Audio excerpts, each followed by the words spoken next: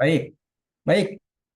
Langsung ke bagian pertanyaan dalam diskusi kita terkait Pak. dengan eh, ujian kali ini.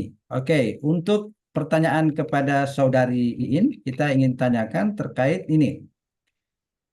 Jelaskan tiga teori belajar yang Anda ketahui dan apa teori belajar yang menurut saudara sangat berkaitan dengan pembelajarannya. Silakan. Oh, baik Pak, teori belajar yang saya ketahui ada tiga. Yang pertama teori behavioristik, yaitu teori ini menekankan kepada perilaku siswa dari hasil interaksi atau stimulus dan respon dari rangsangan Pak. Jadi Oke, teori belajar ini bisa dilihat dari perubahan perilaku yang bisa diamati dan diukur dari siswa tersebut. Nah, yang kedua ada teori humanistik. Teori ini menekankan pada pengembangan potensi manusia yang menganggap bahwa setiap individu memiliki dorongan untuk berkembang lebih maju. Nah, pada materi ini saya lebih dekat kepada teori humanistik ini karena materi ini mempelajari akhlak, jadi saya harapkan setelah mempelajari materi ini yang saya ajarkan tentang kisah Nabi, jadi siswa bisa meneladani perilaku Nabi Muhammad, terutama pada kesabaran beliau dalam menjalankan dakwah untuk mengajarkan agama Islam. Nah, teori yang ketiga, baik. Pak, ada teori konstruktistik, yaitu teori ini menekankan bahwa siswa membangun pengetahuan mereka sendiri melalui pengalaman atau interaksi dengan lingkungan sekitar. Oke, cukup. Ya, terima Cukup kasih, Pak. ya? Ya, baik, Pak. Baik. Coba pertanyaan ini, kita kan sedang pernah membuat modul P5, profil pelajar Pancasila, Ya, atau di Pak. madrasah dan namanya profil pelajar Rahmatan lil Alamin. Ya, Itu apa tujuannya ya? untuk membentuk perilaku siswa yang bisa berkarakter Pancasila, Pak. Jadi siswa itu diharapkan bisa mencapai nilai-nilai yang terdapat dalam yang mencerminkan Pancasila, Pak. Di SDN apa, Carmila? Dan 20 Duni ini, Pak. Oke, di SDN 20 Dungingi itu Ya, penerapan proyek profilnya sudah berapa tahun? Sudah tahun keberapa? makasih, Pak. Untuk SDN 20 penerapan IKN itu baru berjalan 1 tahun, Pak, karena kita terlambat dalam penerapan ini. Jadi baru berlaku tahun kemarin untuk kelas 1 dan 4. Tapi tahun ini Alhamdulillah sudah diterapkan seluruh kelas dari kelas 1 dari fase A Jadi sampai fase C. ininya sudah kelihatan. Ya, Oke, kamu melihat apa perbedaannya dengan sebelumnya, sebelum ada proyek ini? dalam hal apanya, Pak? Perbedaannya? Dalam hal pembelajaran, Oh, ya baik, lingkungan Pak. Terima sekolah, kasih. apa yang berubah? Apa perubahan yang kamu lihat? Meskipun Ya, baru memasuki tahun kedua misalnya. ah, berkaitan dengan proyek P5, Pak. Jadi tahun kemarin itu kami sudah mengadakan pembelajaran proyek yang biasa disebut dengan P5. Jadi untuk kelas 1 dan fase A itu kan baru berlaku 2 fase, Pak, kelas 1 dan kelas 4. Fase A itu pada semester 1 tema kami yaitu gaya hidup berkelanjutan, Pak. Jadi siswa-siswi itu diajarkan untuk menghargai alam dengan tidak membuang sampah sembarangan. Kalaupun sampahnya ada, itu bisa didaur ulang, dimanfaatkan menjadi sesuatu yang bisa berguna. Karena Jadi kemarin, Pak, subtemanya apa? Subtemanya pengelolaan sampah. iya Pak, sampahku sumber berkahku. Oke, sampahku Kemudian sudah untuk berkah. yang kelas 4 Pak, Oke, cukup, temanya cukup, kewirausahaan cukup, koin. Baik, Pak. cukup, cukup. Oke, ini saya ingin bertanya soal ini.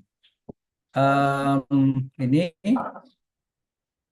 itu kan di P5 itu dengan Iya, P5 itu akan ada nilai-nilainya kan? iya, Coba kamu lakukan ini pengelompokan, iya, baik. misalnya ini ya, misalnya Iya, Pak. bergotong royong ini masuk di nilai P5 atau PPRA. P5 Pak. Misalnya bergotong royong P5. Kalau Ya, berkeadaban, di pelajar radhiyallahu anhu. dia berkeadaban masuk di nilai apa? PPRA, Profil PPRA. Kemudian pengambil jalan tengah, PPRA, Pak. PPRA. Oke. Berkebinekaan global, Kebinekaan P5. tunggal global, P5, kreatif, P5, lurus, PPRA, mandiri. P5. Bentar. Kalau yang ini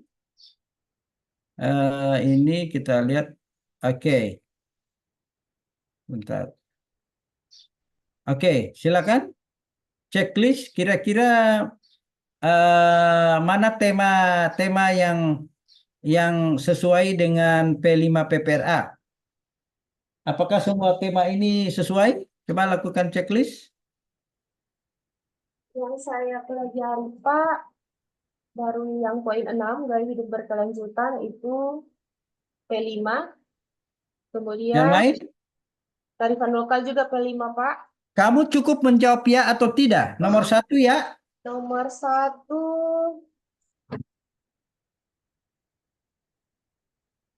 tidak, Pak. Oke. Nomor dua, Nomor dua, tidak. tidak juga. Yang saya tahu, Pak, karena baru setahun, yang saya tahu itu hanya nomor 6 iya, nomor 5 Nomor juga enam, iya, terus nomor nomor 5 juga berapa? iya, nomor 5, Nomor lima. nomor Oke, 7 terus. juga, tapi bukan untuk SD itu, Pak. Sepengetahuan saya itu untuk TK, saya guru. Oke, berikut. Nah, ini coba kamu jawab pertanyaan ini. Tema apa yang akan dipilih dalam proyek kelima jika lingkungan sekolah mengalami kondisi ini? Sejumlah siswa masih banjir ya, Pak? Iya, kamu lihat Ya, ini banjir atau kolam renang? banjir. Mungkin Oh, bisa dijadikan proyek pada tema gaya hidup berkelanjutan, Pak. subtemanya apa? Kan banyak subtema. Apa? Tema Mengelola sampah,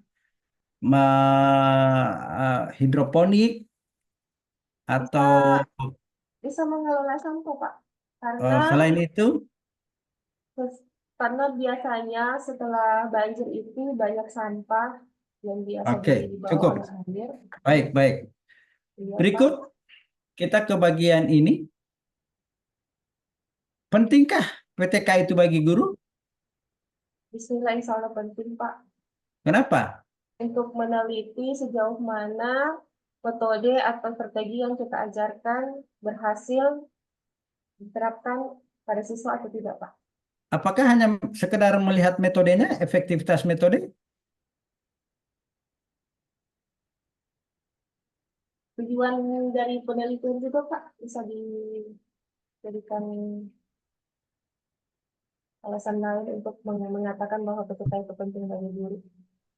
Iya, tadi disampaikan untuk mengetahui efektivitas metode. Pertanyaan Iya. saya, apakah PTK itu manfaat bagi guru hanya sekedar melihat efektivitas metode pelajaran?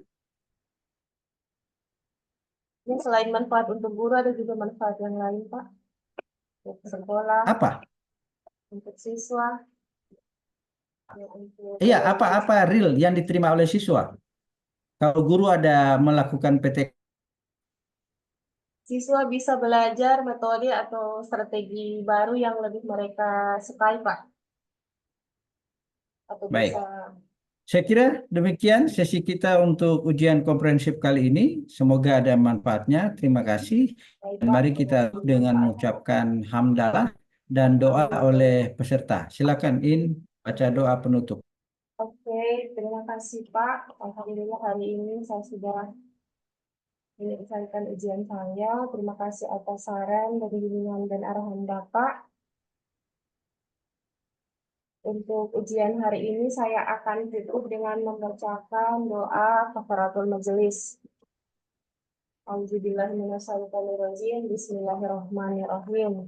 Subhanakallahumma wa bihamdika asyhadu an la ilaha anta astaghfiruka wa atubu ilaik. Walhamdulillahirabbil alamin. Alhamdulillahirrahmanirrahim. Wassalamualaikum warahmatullahi wabarakatuh. Waalaikumsalam. Terima kasih banyak, Pak. Assalamualaikum warahmatullahi wabarakatuh.